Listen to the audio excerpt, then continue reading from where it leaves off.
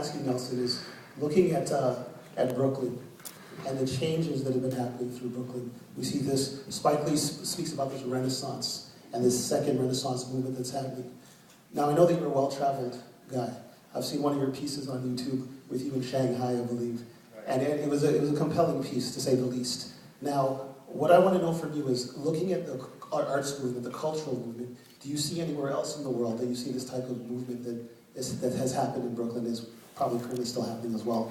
I mean, there's all kinds of cultural movements happening in various places. I mean, you know, what happened in this particular period, you know, you can look at what happened in Seattle in the early 90s, or you can look at what happened in the Greenwich Village at certain times. There's certain moments in time, I believe, where certain geographical magic happens, where certain energetic forces are connected.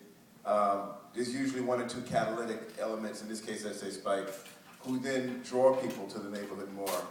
If you use the same analogy, you would say Seattle, you'd say what happened with Nirvana drew people there. So I think, you know, I remember going, Beijing has, you know, of all places, Beijing has an amazing art scene going on. I mean, you wouldn't think Beijing, they have an art zone, and it's big and expansive, and there's an amazing amount of work being done by new, younger Chinese artists, as well as in film.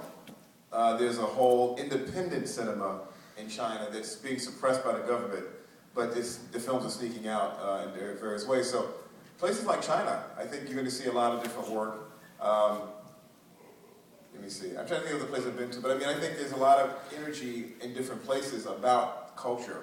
So it's hard to quantify. Usually it takes a person or a breakout entity. I mean, interesting, hip-hop was happening at the same time, and so, you know, different, like a Russell Simmons type person who helped become a catalytic agent in terms of publicizing. You have to have someone involved in the scene or the movement or the area who is an impresario. It can't just be the artist. It's usually, I mean, Spike was unique because he was an artist impresario. But most times it's usually someone outside who's not an artist who sees the value in something, shines a light on it, and then figures out how to market it to people. So there's a lot going on around the globe, definitely. So I have to throw this in there because this is a Toronto audience. How does Toronto fit into that? What are your thoughts on Toronto, the arts movement, and what you see? Well, there's a lot going on in Toronto. Obviously, there's a lot coming out of Canada. What we're feeling in America, it may not be what's going on here, but there's a lot of actors, there's a lot of musicians, obviously, of various quality, I'll leave it at that, who are you know, affecting the pop consciousness.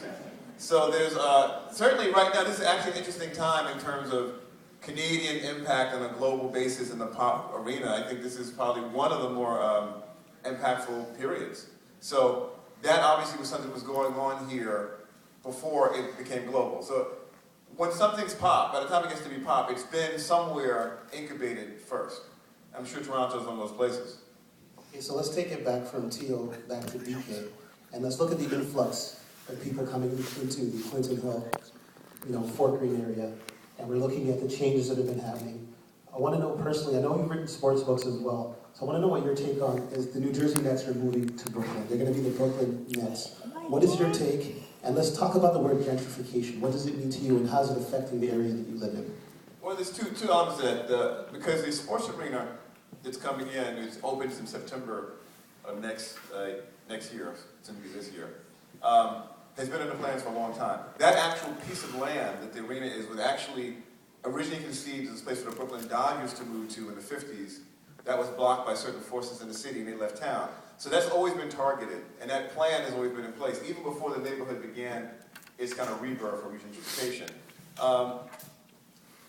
You know, I live right now right across the street from the park, and it's a mammoth change. I can't, anybody who's been to Brooklyn, who was there in the 90s and the companies, it's hard to quantify how much it's changed in terms of the racial dynamic, in terms of the vibe.